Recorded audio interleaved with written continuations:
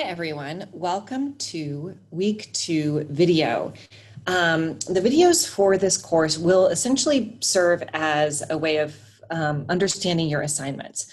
So right now we're going to be talking about the critical quantitative analysis, part 1. Critical quantitative analysis in general is all about reading articles in your topic area that you can add to your lit review. So there's like a lot of, we're trying to get that overlap going. This can, of course, lend a hand to your qualifying exam too. But there's also a whole other thing we're trying to do here around learning how to critique quantitative research. So if you open up the critical quantitative analysis part 1 assignment, it is in Blackboard under materials, under the folder that says syllabus. As you open it up, I want you to have a look at the questions that are asked. Think about which areas do you already know something about? What areas can you make a tentative guess? What do you want to know more about? So take a minute, you can pause the video to really look through it for a moment and look at each bullet point.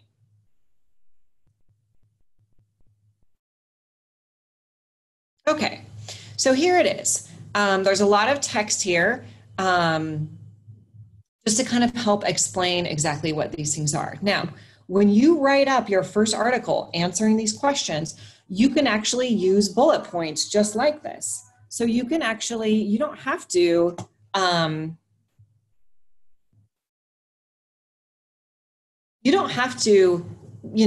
just write it up like an essay. You can just say, in fact, I want you to say, number 1, is a study design identified and appropriately applied? And then write up your answer underneath number 1. But all of this text, I want you to delete. So you don't leave my own text there. So just looking through it, you're going to be thinking about the study design. You're going to be thinking about the assumptions, the sample, the positioning of students or other subjects, validity, and statistical analysis. So those are all the things you'll be thinking about as you read your article. And we're going to be unpacking these slowly over the course. So this is due in a few weeks. You won't actually know everything about everything in a few weeks. I don't know everything about everything in many years. So we're going to be slowly building our understanding of each of these. And in today's video, we'll talk a little bit about positioning, and we're going to talk a little bit about assumptions. And then, later next week, probably we're going to cover validity, and weeks following, we're going to cover sampling. So your first time of writing this up, you may not know everything perfectly. You're just going to have your best shot at it. And then you'll be building your knowledge. And you'll have, of course, my feedback there.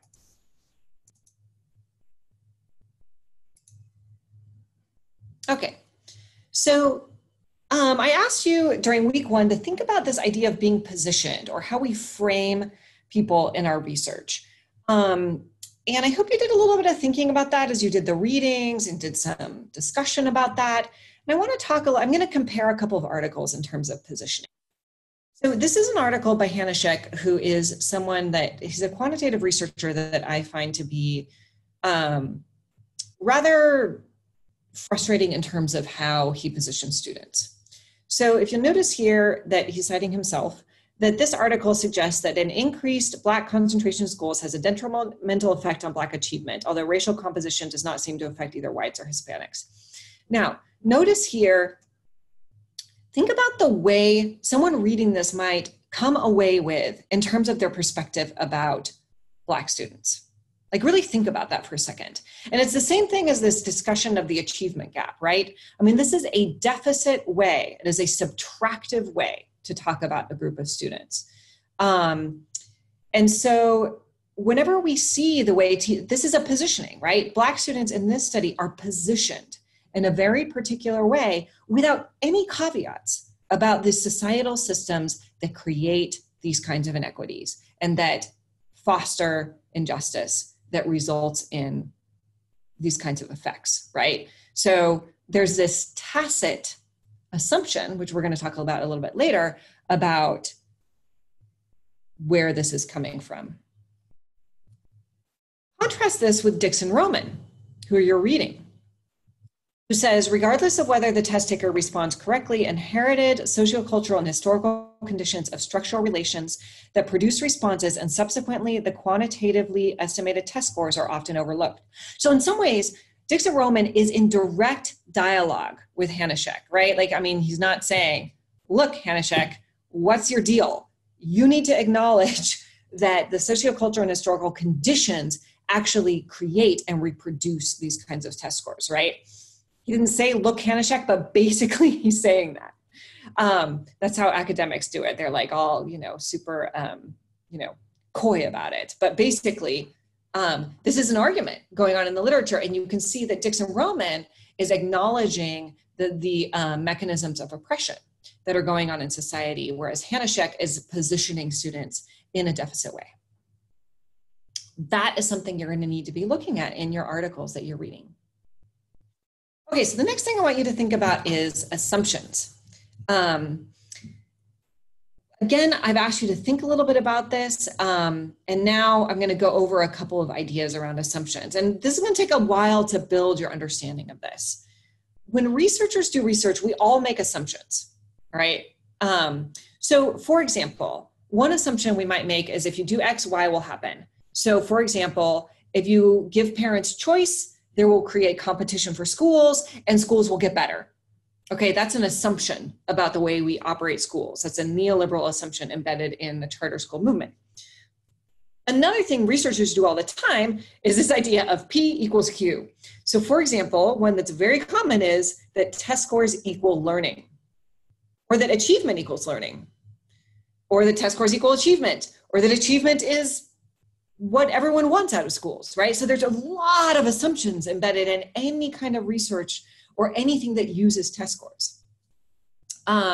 So another example from Hanushek, my least favorite researcher, the estimation of accountability effects uses two elements. This is a paper he wrote, uses two elements of the NAEP testing. And the NAEP testing is like it's a test of reading and math that they do in 4th grade and 8th grade and 11th grade. 2 cohort observations for math growth and 2 for reading growth make it possible to create a panel of achievement growth in each subject. So notice that he's equating this test with achievement growth. And I mean, maybe you could make that argument, but again, there's no question about, well, what is achievement? Like how does a group of students answering multiple choice questions equal something called achievement? And what does achievement equal? Why are we studying achievement? Okay, so I just want you to chew on that for a little bit. We're not gonna, land on anything specific just yet. We're gonna just continually revisit the idea of assumptions and positioning throughout this class. And this again is a question in the critical quantitative analysis one for you to think about in terms of the article that you choose to read. Okay, so you are going to need to find an article, right? It needs to be on your topic so it can contribute to your literature review. It needs to be empirical and it needs to be quantitative. So you probably have some ideas rattling in your head about what each of those looks like, but abstract can be very sneaky. So we're gonna do a tale of 3 abstracts here so you can see maybe some things to look for as you're looking for these articles. Okay, so your topic is your topic. I can't talk to you too much about that. I mean, I can help you. Of course, you can send things to me and I can help you identify articles on your topic. But we're going to talk about empirical and quantitative. So here is an article. We are reading this in our class, Transforming Science Learning in Case of Low-Income Urban Racial Minority Classrooms. So let's read through it. Recent criticisms of the goal for science for all with regard to minority students have alluded to the onerous cultures of school science characterized by white, middle-class values that eschew personal everyday science experiences. Using critically oriented socio-cultural perspectives, this article explores the 6th grade classroom of a male white science teacher in an urban school that serves only minority students. Note here, by the way, that this, she just was talking about the theoretical framework, just in case you were wondering about that right there. Let's see, using the notion of figure worlds, actually sort of another aspect of the theoretical framework. We look at what learning science looks like in Mr. M's classroom. Now, this is an indication that this is empirical. This is an empirical work, right? Because they are looking in the classroom and trying to figure out what's going on, and how he provides structural support. So that's good. We know this is empirical. The question is this quantitative? So that's a question that you'll have to continue to think about as we look at the next, abstract.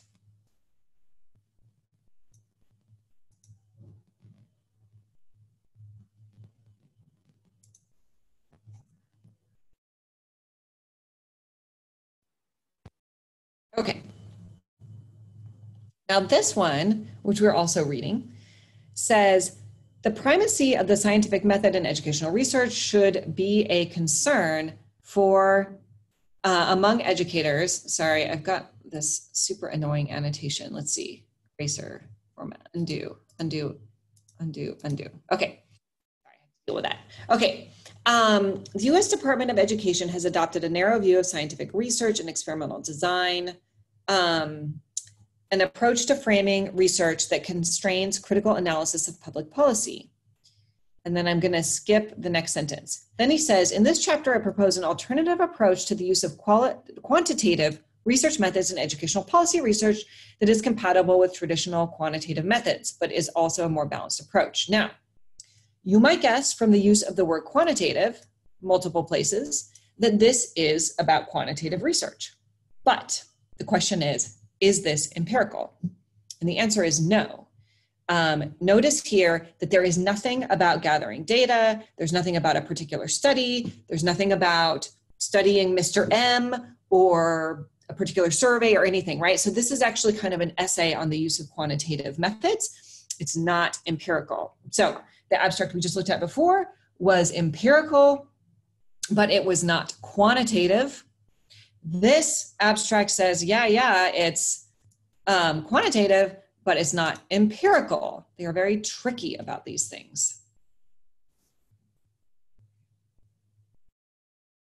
Okay, here is a final abstract. We are reading this article in class. This one says, I'm going to skip the first sentence because it's setting out the overall frame of what they're going to study, all right? Now, look right here. As you encounter the second sentence, it says, this study utilizes a matched comparison group to design to examine the academic achievement and persistence of students enrolled in this particular program. Now, is that empirical? Yes, it is empirical, right? Because they're talking about a very particular study. In fact, they say this study, right? Results indicate the students on average earned higher grades. So results, also an indication that this is empirical. Now, this word right here, this helps us to see that this is quantitative because they say it's on average. Or higher grades, this is probably a quantitative measure. Higher cumulative grade point average, a quantitative measure, all right? So there's a lot of indicators in this abstract that this is a quantitative empirical article. And those are the kinds of things you're going to want to look for as you look for your article.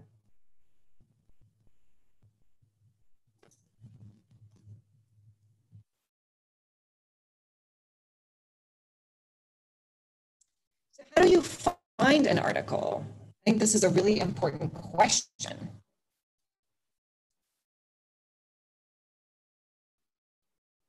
So you probably are used to, at this point, searching on Google Scholar for articles.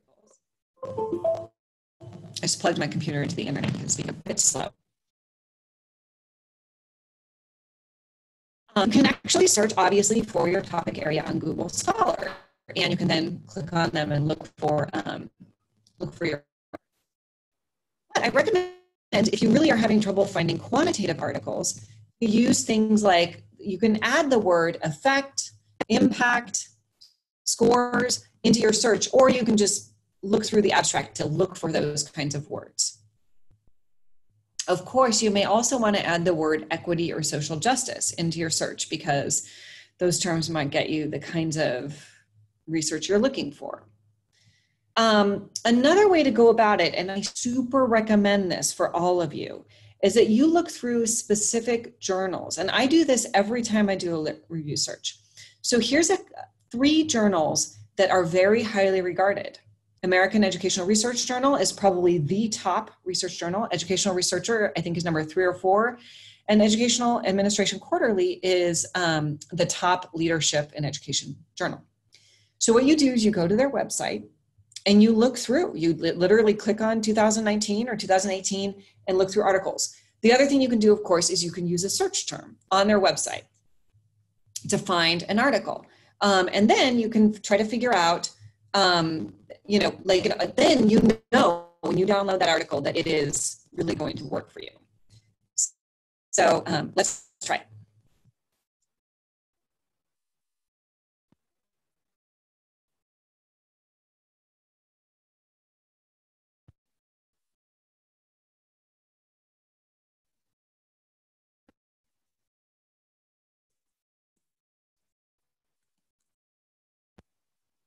Sorry, a little bit slow here, but we're working on it.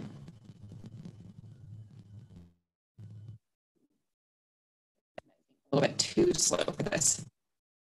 So I will show you in class. Back to the slideshow.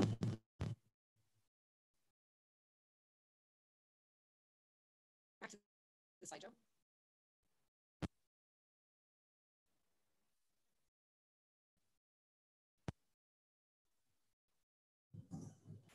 Okay, so I just want to finish up with a couple of words about words, because quantitative researchers use a lot of words for the same thing. So just to kind of go over, so you're not super confused, okay? The big areas of quantitative research are tests and surveys. Tests can be called measures, instruments, and assessments. So those are other words that are used out in the literature for a test, a measure, an instrument, or an assessment. Like a researcher could be like, we administered the SPNS instrument to find out students' content knowledge, right? They mean a test. Surveys also can be called measures. So, we used a measure of student engagement. They mean a survey. They can be called scales. Then they would say, we used a student engagement scale. They can be called instruments, and they can be called questionnaires. And they can actually be called surveys sometimes. So just keep all those things in mind when you are looking at research that has surveys. And then finally, a lot of times questions on surveys are called items. Same on tests. Like any kind of question on a test is called an item. A question on a survey is called an item. So hopefully that will help with the translation. Okay, finally, I'm just going to let you go. I want you to think about, for the next couple of weeks, number 5 on the critical quantitative analysis, which is about validity. And I want you to think about, what does it mean to have validity and why is it important? And as you think about that, do the readings for next week, which is Whelan Chapter 3.